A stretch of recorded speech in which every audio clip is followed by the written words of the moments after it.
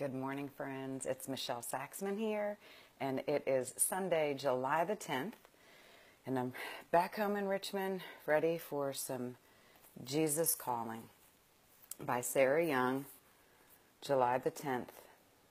Relax in my peaceful presence. Do not bring performance pressures into our sacred space of communion.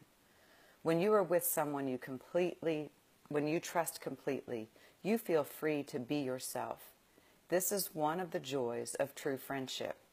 Though I am the Lord of Lords and King of Kings, I also desire to be your intimate friend.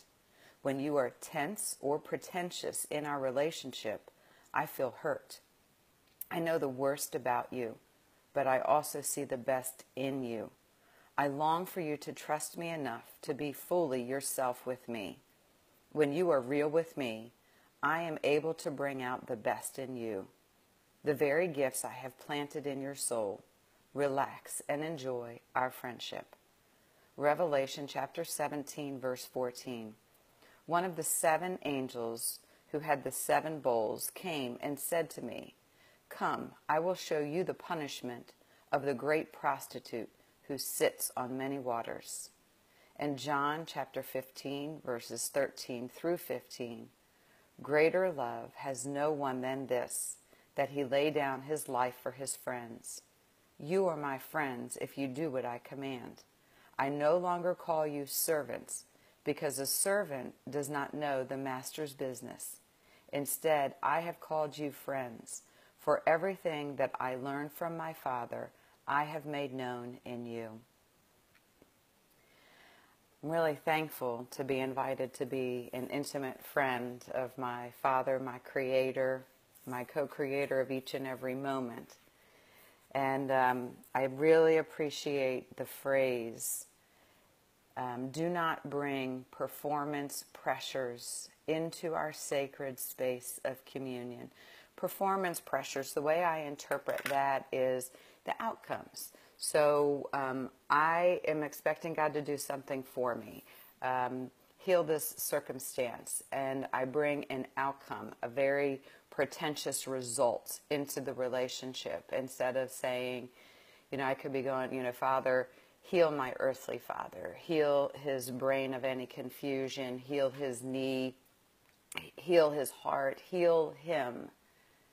And I come with a result. I come with a performance pressure into the relationship instead of coming just completely vulnerable and saying, "Oh, Heavenly Father, teach me to have your heart, to have your mind in this situation. I trust that you know more about this than I do." And we get caught up in the outcomes, and I think it's really important also for us to recognize that He knows what we've done, what we're about. I know the worst about you. That tends to be I separate who you are from what you do, the who you are from the what you do. Well, He appears to do that as well. For I know the worst about you, but I see the best in you. So when we look at our results, when we look at our outcomes, when we look at the pressures of our performance, it's not always admirable. It's not always our best.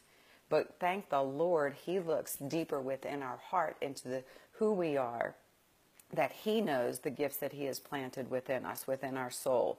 And when we can relax and enjoy that relationship and take away the pretentious outcomes, then we can actually allow Him to do the work that's necessary for Him to do within us.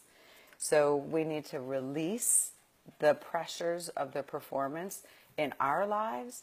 We can go into a day expecting certain results, but if we can actually release those results, when we focus on the result, we miss the journey. When we say, and I'll just say, like, I just need to win this basketball game, or I just need to get to 8 o'clock tonight, or I need to have 100 people attend an event. When we focus on the outcome, we actually miss the journey and His presence along the way. So today I'm just going to try to release the outcomes, try to experience Him in as many ways possible. I'm looking forward to a nice quiet walk around the lake, then hopefully get off to church this morning and not this evening.